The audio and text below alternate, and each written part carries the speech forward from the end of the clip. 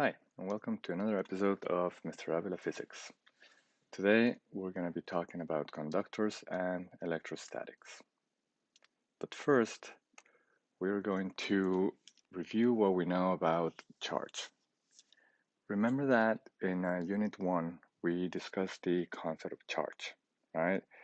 We talked about how when one object is rubbed against another, charge is not created in this process. What happens is charge is transferred from one object to the next. So, for example, if we rub a glass rod against a piece of silk, right, the glass rod is going to lose electrons when they're transferred to the silk, and the silk gains those electrons. So then the glass becomes positively charged while the silk becomes negatively charged. But because of the law of conservation of charge, however much charge the glass loses will be gained by the silk, or vice versa. Okay?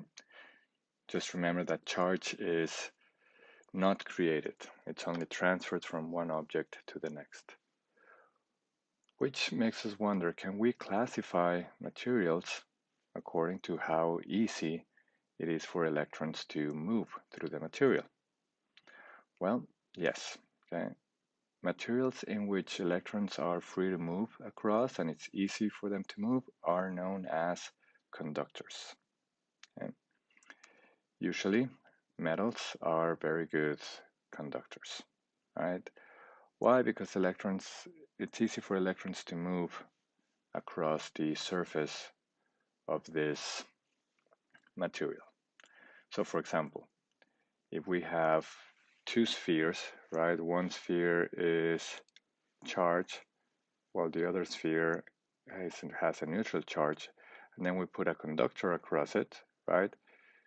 Some of the charge is going to go from this sphere through the conductor and it's going to come into the next sphere until eventually the whole system reaches a sort of charge equilibrium. But notice how the total charge, right, is the same as the beginning, okay? Why? Because charge cannot be created, it can only be transferred through a material. All right, now, materials in which it is very difficult for electrons to move, or materials that have no free electrons, are known as insulators. Okay? Examples of insulators are glass, rubber, dry wood, etc. Right? When these materials are charged by rubbing, only the area that is rubbed becomes charged because electrons are not free to move through the material. So if we take a piece of glass and we rub the bottom end of it, only the bottom end will become charged. The rest of the glass will remain as it was. So for example, in this case, we have the same charged sphere with a charge of +6 and a neutral sphere. And if we place a piece of wood between them, then wood acts as an insulator and it's hard for charge to flow through it. So all of the charge stays where it was, right? But we can also see the conservation of charge happening here. The total charge of both spheres remains the same at +6, okay? So it's very difficult for free electrons to move through the wood, so they can't move, so they just kind of stay in the same sphere. All right, now how can we charge an object? We can charge an object by induction, okay? So let's say we have a positively charged metal object brought close to an uncharged metal object. If the two happen to touch, then the free electrons in the neutral one are attracted to the positively charged object and some will pass over it. This process is called charging by conduction or charging by contact. Okay? So if we have a neutral metal rod and we place a positively charged object in contact, then the electrons from this rod are going to move to the charged object, right? They're going to be attracted to the positively charged object here. And eventually this neutral rod is going to become positively charged because it's losing electrons. At the same time, this positively charged object is going to be gaining electrons, so the net charge of this second object is going to be less positive. If enough time passes, eventually the two metal rods are going to have the same charge. Now, what if the objects are not in contact with each other? Then this is charging by induction. So, if we look at this neutral sphere, right, this neutral sphere has neutral charge, which means that it has an equal number of positive charge and negative charge. If we bring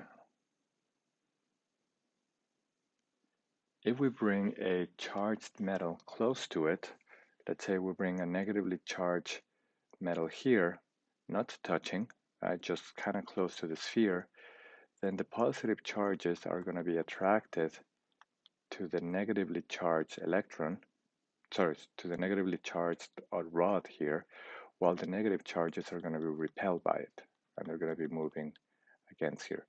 So we could say that now the sphere has been positively charged on the left side and negatively charged on the right side through induction. There's an induced charge at the two ends of the sphere. Okay? Now, once again, keep in mind that the net charge of the sphere remains the same. What we have only done is kind of like separated the charges. So the left side of the sphere has been induced with a positive charge, while the left side of the sphere has been induced with a negative charge. But the net charge remains at 0. Now, another way to induce charge is by connecting it to the ground, right? By connecting it to the earth, okay? So this symbol right here, that kind of looks like this means ground, right? We use this symbol when we are connecting a charged object to the earth. Now keep in mind that the earth is a huge sphere, right? So it can't take a few extra electrons and still remain with the same charge.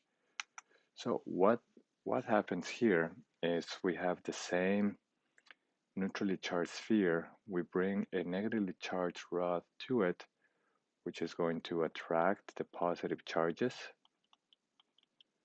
and it's going to repel the negative charges. But since there is a wire connected to the earth, all those electrons are going to be transferred and it's going to be moved into the earth. So that means that the sphere will actually lose electrons, right? And now if we suddenly cut the wire connecting the sphere to the ground, we cut it right there, then the sphere is going to be left with an excess of positive charge, and now we can say that the sphere is positively charged. Okay. Now, here the charge is not evenly distributed because there's still this over here, and this is causing the whatever negative charge is left to be pushed towards one side and whatever positive charge is left to be attracted to it. It is not until we remove this rod, that the charge gets redistributed evenly throughout the sphere.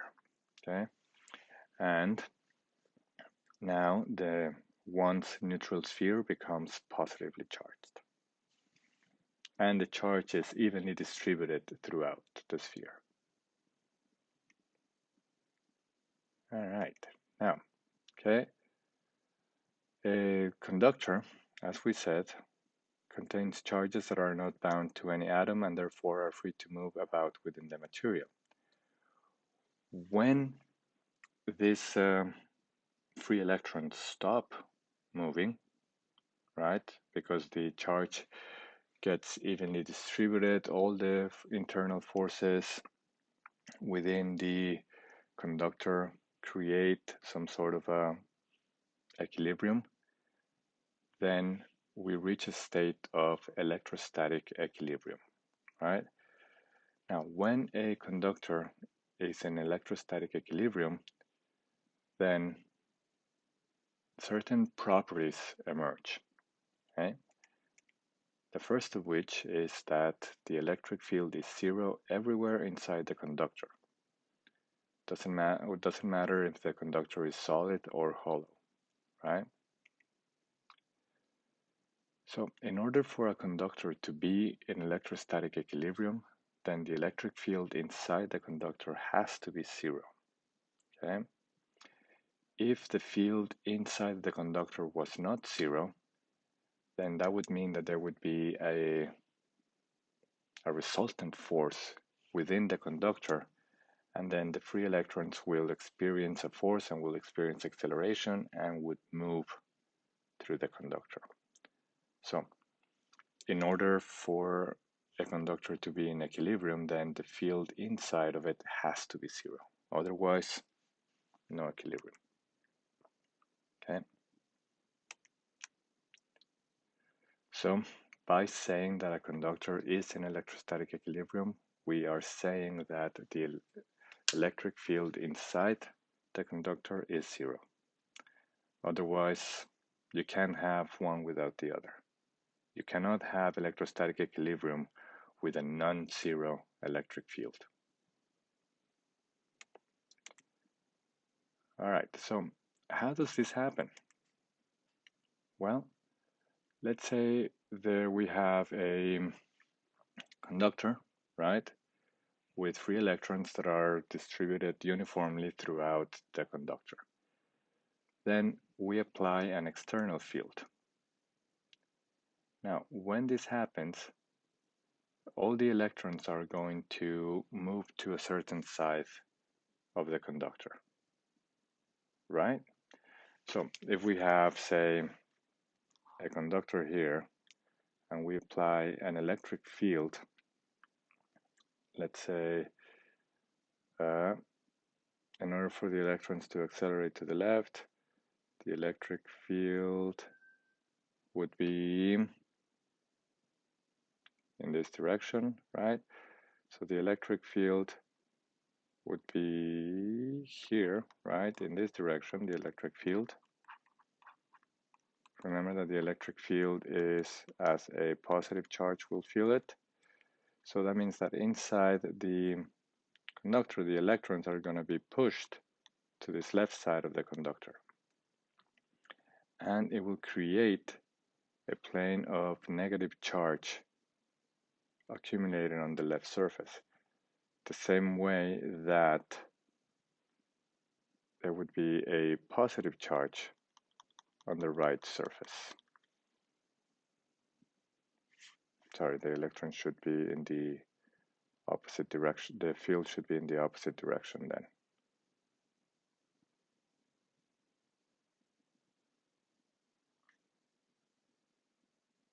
Yeah. The field will go in that direction. Okay. So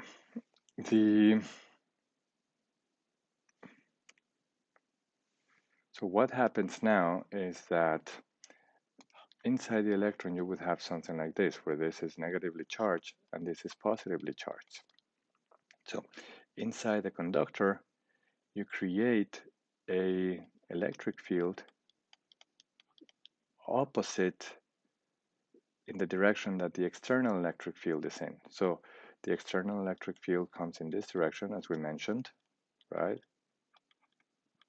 And inside the conductor, you have an internal electric field that opposes the external electric field. Now, as time goes on, the charge on the left side and the right side increases in density until the magnitude of the internal electric field equals that of the external field, and you would have a net field of 0 within the conductor. And when this happens, then you reach electrostatic equilibrium. All right. The second property is that if the conductor is isolated and carries a charge, then the charge resides on its surface. So how can we verify this property? Well, by using Gauss' law. Now, we just said that the electric field inside the conductor has to be 0, right? Therefore, the electric field must be 0 at every point on the Gaussian surface. So if we create a Gaussian surface just inside the conductor, then there is no flux or anything going through the surface, right? Because the electric field inside the conductor has to be 0, okay? So that means that there is no charge enclosed within this Gaussian surface, which means that if there is charge, then the charge must be right on the surface of the conductor. Okay? All right.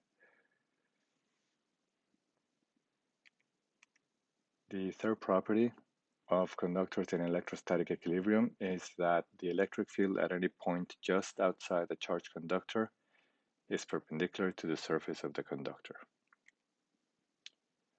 So how can we prove this?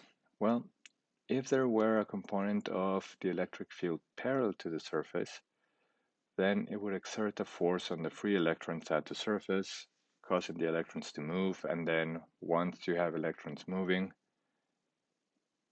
then causing the electrons to move along the surface until they reach positions where no net force was exerted on them parallel to the surface. That is, until the electric field was perpendicular to the surface.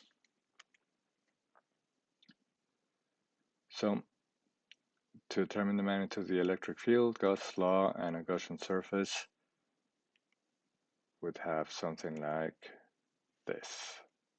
Okay? So, what this is saying is that if you have a conductor and there is electric field that is parallel to this parallel electric field will move electrons, and they will move them in the opposite direction. And they would move far away from this electric field until they will feel no force due to this electric field, and they will only feel a force due to the perpendicular electric field. So becoming this kind of like non-existent or negligible. So then for a conductor to be in electrostatic equilibrium, then the electric field has to be perpendicular to the surface. Okay. If we want to find out the magnitude of this field, then we create a Gaussian electric surface, a Gaussian surface in the form of a cylinder, where you have the electric field perpendicular to this.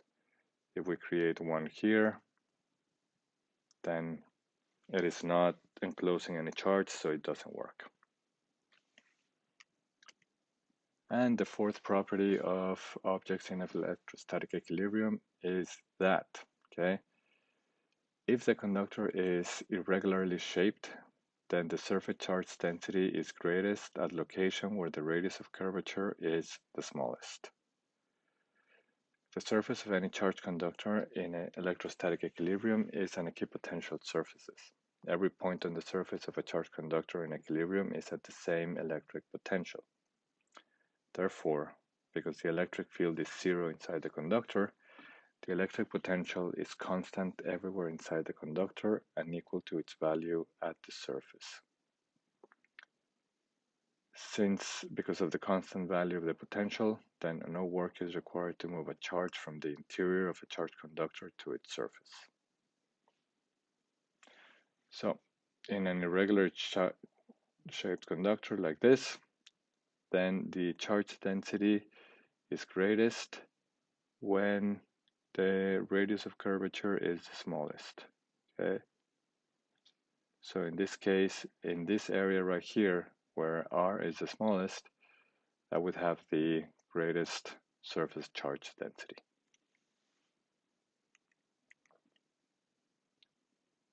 All right, so let's see how we can reach electrostatic equilibrium. Okay. So consider these two spheres. One is way larger than the other, right? R1 is greater than R2. Okay. Now these spheres are very far apart, so that the field created by one sphere will not affect the second sphere. Okay. Now we connect this through a wire. When we connect these two spheres through a wire through a conductor, then as time goes by, these two will reach a sort of equilibrium, right? Any excess charge on one will be transferred to the other sphere until both spheres have equal charge. Okay. Now, how would this occur? Well, let's look at the potential on each of these spheres. So, the potential on each of the spheres has to be equal, right? So we have kq over r would be equal to kq2 over r2. Now, since like I mentioned before, since these two spheres are connected through a wire, this whole thing, both spheres plus wire become a conductor. And as we just learned, when you have a conductor in electrostatic equilibrium, then the potential is the same throughout the conductor. So then we can equate the potential of sphere 1 with the potential of sphere 2. Now, what about the electric fields at the surface of these two spheres?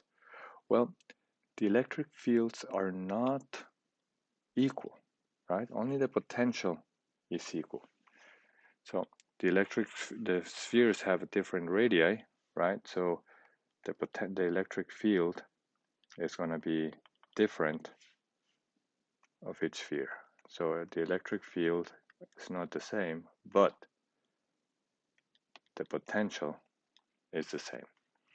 So what happens if we do a ratio of electric fields? Then we would have k q1 over r1 squared over k q2 over r2 squared.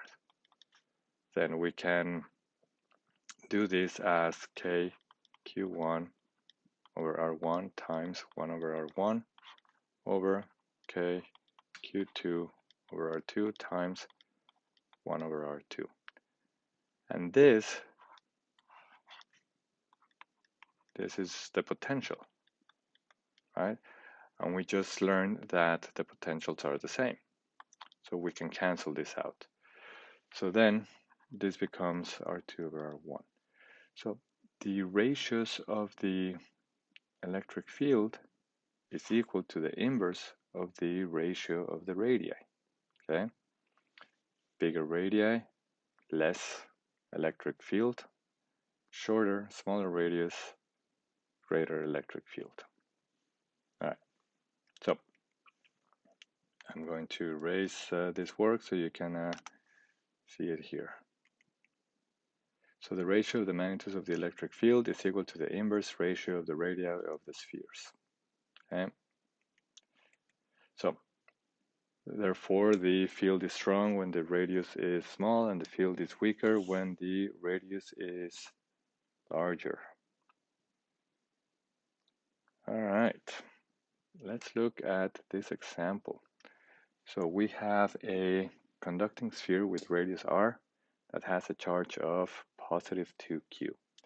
A second adjacent conducting sphere with radius 3r has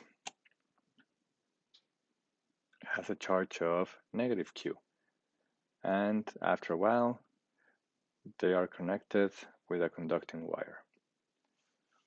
What is the charge on the smallest sphere after the wire is connected?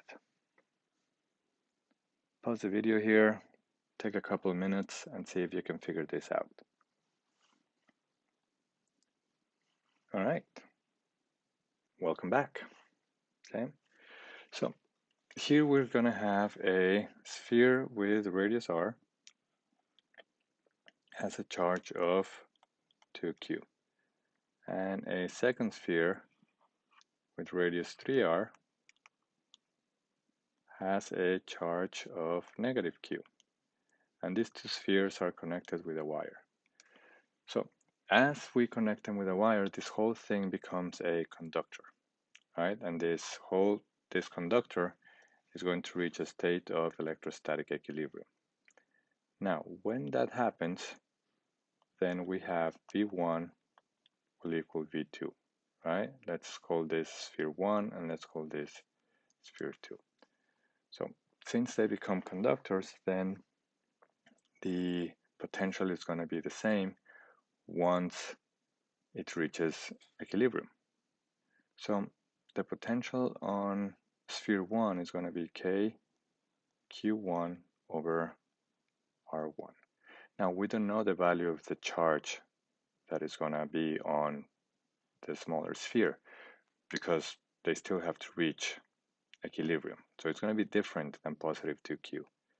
The same for the larger sphere.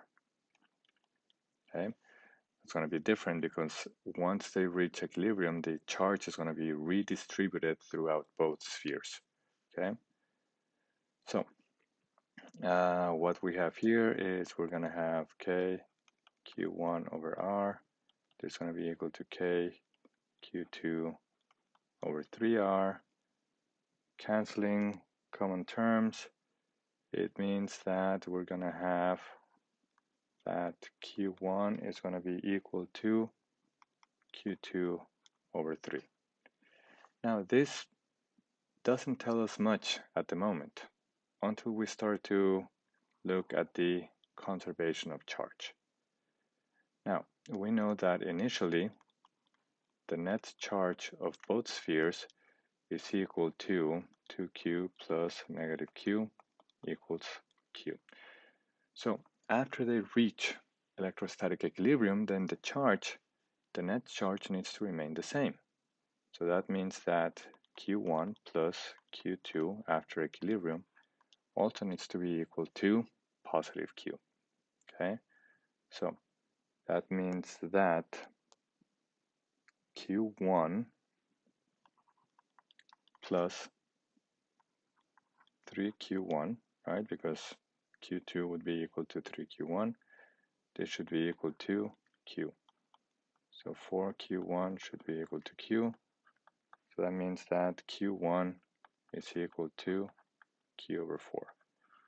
So after they reach equilibrium, and the charge on the smaller sphere is going to be Q over 4.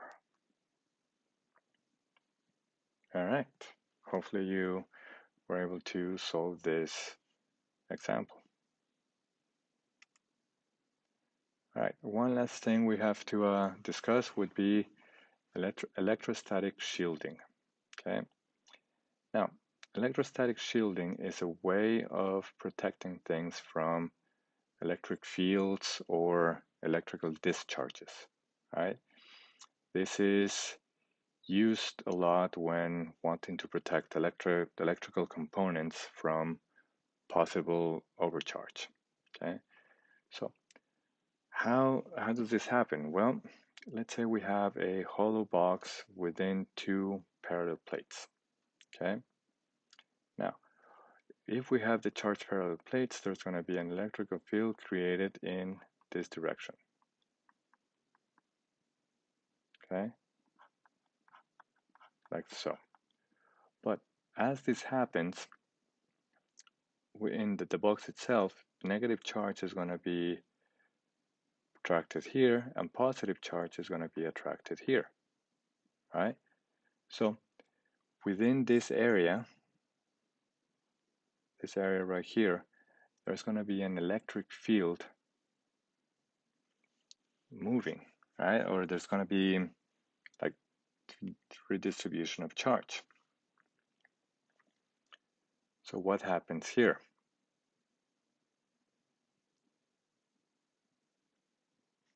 Here we do not have a field inside the metal box because of the redistribution of charge in here. Here we just have like a smaller field in this direction, and then we have a field in this direction created like that. So the edges of the metal box act as smaller parallel plates within this area right here, creating its own field in this section right here, making sure that the inside of the box has no electric field. Okay, so this is a good way to protect delicate instruments from overcharging or anything like that, which is also a good way to protect yourself from a, if there's like a big thunderstorm or anything like that, you want to be inside a metal box, right? Inside a hollow metal box, like your car, for example. So in a big thunderstorm or anything, it's better if you stay inside your car because your car will act as a shielding device against the electrical field created between the thunderstorm and the earth. Now, if the box would have been solid, then the electrons would be free to move within the box, okay? And they would redistribute themselves along the surface until all their fields would have canceled each other inside the box, having a net field inside the box of 0 as well. Okay? All right. Thank you for watching. See you next time.